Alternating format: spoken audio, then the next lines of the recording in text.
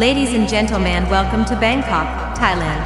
A city that never sleeps, Bangkok, the capital of Thailand, is a modern-day melting pot of contrasting cultures and faiths.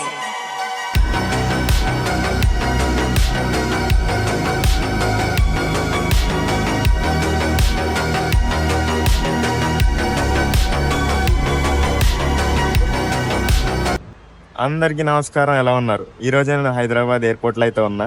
వీడేంటి sudden గా హైదరాబాద్ ఎయిర్పోర్ట్కి వచ్చాడని ఉన్నారా? Thailand visa free extend చేసింది మావా Indians కి 2025 వరకు.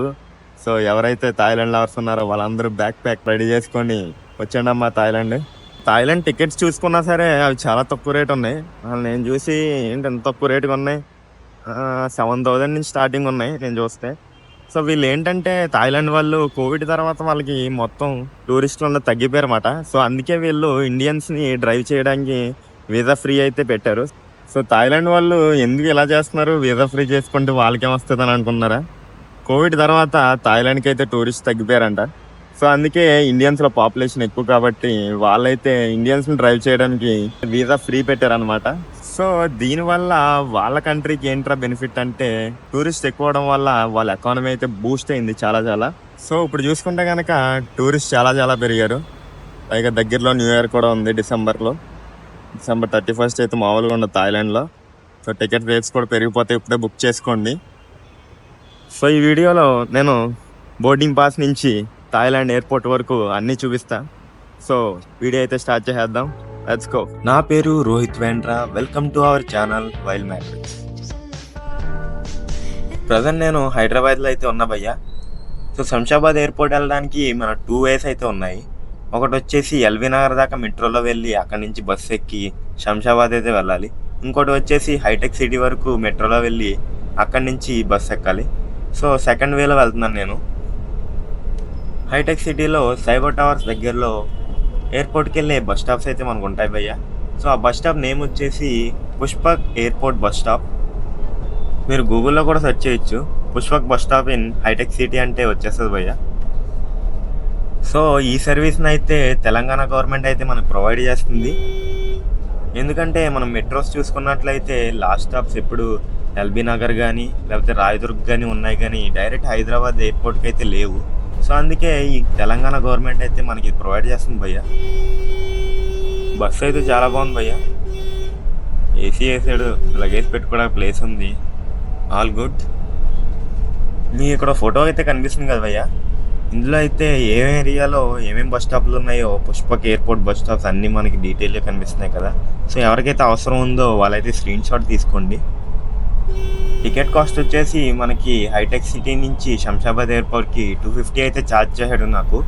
సో ఇది బెనిఫిట్ ఏంటంటే అప్ అండ్ డౌన్ రెండు కలిపి 250కి ఇస్తున్నాడు. 10 డేస్ లోపు మీరు అప్ అండ్ డౌన్ చేస్తే కనుక మన 250 పడుతుంది. అదే 10 డేస్ దాటితే కనుక ఇంకో 250 పడుతుంది. సో దాన్ని యూటిలైజ్ చేసుకోండి.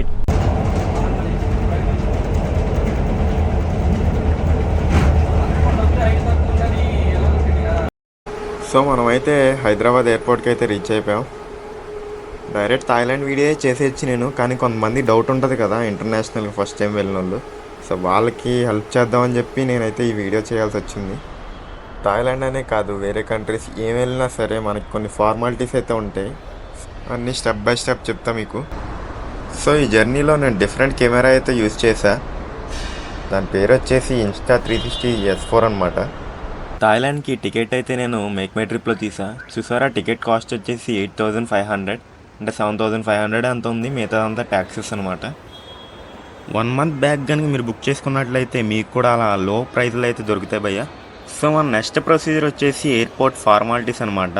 సో ఈ ప్రొసీజర్లో మొత్తం 5 స్టెప్స్ ఉంటాయి. ఫస్ట్ స్టెప్ వచ్చేసి airport check-in, second step baggage checking, third step security checkup, మొత్తం మన బాడీ మొత్తం చెక్ చేస్తారు అది. నెక్స్ట్ స్టెప్ వచ్చేసి ఇమిగ్రేషన్, 5th స్టెప్ వచ్చేసి బోర్డింగ్.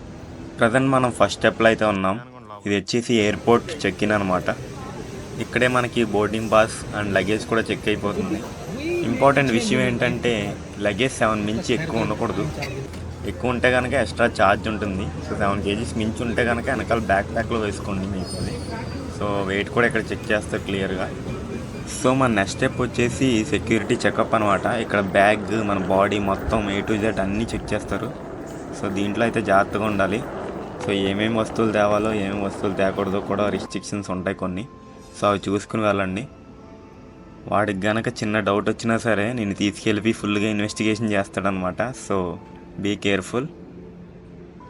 నెక్స్ట్ స్టెప్ వచ్చేసి ఇమిగ్రేషన్ అనమాట. ఇదైతే ఏముండదు, ఆధార్ కార్డు పాస్పోర్ట్ చూస్తాడు, ఒక స్టాంప్ వేస్తాడు, తర్వాత ఫింగర్ ప్రింట్స్ అవన్నీ చెక్ చేసి నిన్ను ఫోటో తీసుకుని వదిలేస్తాడు. ఇది పెద్ద ప్రాసెసింగ్ కాదు. సో అంతే, ఈ 4 స్టెప్స్ అయిపోతే టైం చూసుకుని ఫ్లైట్ లోపలికి వెళ్ళిపోవడమే. ఇంకో 4 గంటలు కళ్ళు మూసుకుని పడుకుంటే బ్యాంకాక్ వచ్చేస్తుంది.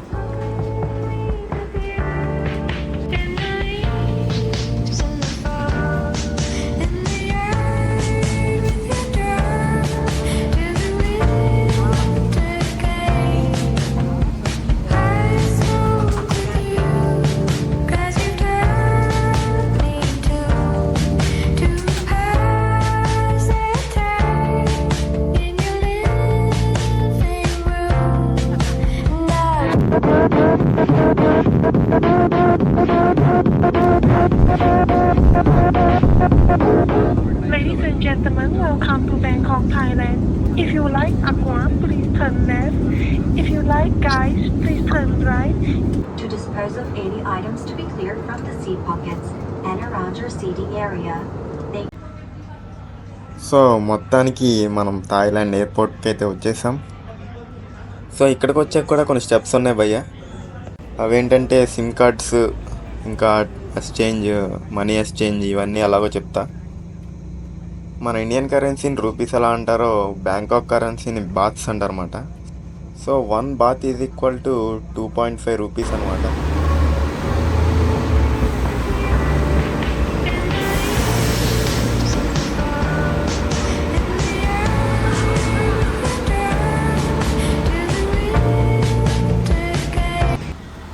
చూసారా, మొత్తం ఇండియా వాళ్ళు ఉన్నారు ఇక్కడ. సో అంతమంది ఇండియన్స్ ట్రావెల్ చేస్తున్నారు థాయిలాండ్కి. సో ఎయిర్పోర్ట్లో దిగిన తర్వాత మళ్ళీ మనకి ఇమిగ్రేషన్ అయితే ఉంటుంది. ఇక్కడ మళ్ళీ మన పాస్పోర్ట్ అయితే చెక్ చేస్తారు మన ఇండియా వాళ్ళు, స్టాంపు అదంతా చూసి ఫింగర్ ప్రింట్స్ అవన్నీ తీసుకుని మళ్ళీ చెక్ చేసుకుని పంపిస్తారు బయటికి. సో బయటకు వచ్చిన వెంటనే మనకి different types of money exchange banks అయితే కనిపిస్తాయి. సో మనం ఇక్కడ ఇండియన్ రూపీస్ ఇస్తే వాళ్ళు బాత్స్గా కన్వర్ట్ చేసి మనకి ఇస్తారు. సో నాకైతే నియో గ్లోబల్ డెబిట్ కార్డ్ అయితే ఉంది. సో నేను డైరెక్ట్ అసలు మనీయే క్యారీ చేయాల, రూపీస్ డైరెక్ట్ నా డెబిట్ కార్డులో ఉన్నదే ఇక్కడ ఏటీఎంలో పెట్టేసి తీసుకున్నా. నేను 5000 బాత్ తీసా ఫస్ట్. సో అక్కడ నాకు 250 బాత్స్ ట్యాక్స్ వేసాడు. వచ్చి పడిపోయింది భయ్యా, జేబులో 200 ఉంది, మిగతాదంతా డెబిట్ కార్డులోనే ఉంది. వస్తాయా రావా ఈ ఏటీఎంలోని. సో వచ్చినాయి మొత్తానికి 5000 బాత్స్. సో మా నెక్స్ట్ స్టెప్ వచ్చేసి సిమ్ కార్డు. ఇక్కడ నెట్వర్క్స్ అన్నీ బాగానే ఉంటాయి. సో ఇండియన్ రూపీస్లో చెప్పాలంటే మనకు 500 నుంచి స్టార్టింగ్ ఉంటాయి. నేనైతే 1000 పెట్టి తీసుకున్నా. 10 days ఇంకా అన్లిమిటెడ్ అన్నమాట. వైఫై కూడా అక్కర్లేదన్నమాట మనకి. చాలు ఇవి చాలు, బ్యాంకాక్లో ఇంక కింగ్లా తిరగచ్చు అనమాట. బ్యాంకాక్ డిఎంకే ఎయిర్పోర్ట్ నుంచి మనం మోచిత్ బస్ స్టాండ్కి అయితే వెళ్ళాలి. అక్కడ నుంచి అన్ని ఏరియాస్కి మనకి ట్రాన్స్పోర్ట్ ఉంటుంది. సో మనం ఇప్పుడు A1 బస్ అయితే ఎక్కాలి.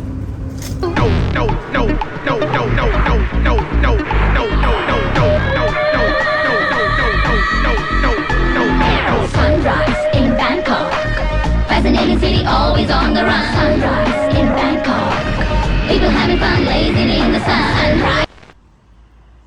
సో ఇదే అనమాట బ్యాంకాక్ బస్ టెర్మినల్. ఇక్కడ నుంచి ఏ ప్లేస్కి అయినా మనకి ట్రాన్స్పోర్ట్ అవైలబుల్గా ఉంటుంది. సో నేనైతే క్యాబ్ బుక్ చేసుకున్నా, మా హోటల్ దగ్గరే అనమాట. అందుకే క్యాబ్ బుక్ చేసుకుని వెంటనే స్లీప్ వేసా. సో మనకి ఓలా, ఊబర్ అవి ఎలాగో ఇక్కడ గ్రాబ్ అనమాట యాప్ పేరు. సో అది ఇన్స్టాల్ చేసుకోండి, చాలా ఉపయోగపడుతుంది. సో థాయిలాండ్లో అడుగుపెట్టిన మంచి శకునం. ఇది మా హోటల్కి వెళ్ళే దారిలో అయితే కనిపించింది. సో ఇదే అనమాట మా హోటల్ వ్యూ. ఈ వీడియోకి నెక్స్ట్ పార్ట్ అయితే మనం తర్వాత వీడియోలో కంటిన్యూ చేద్దాం. Thanks for watching. Will see you in next video.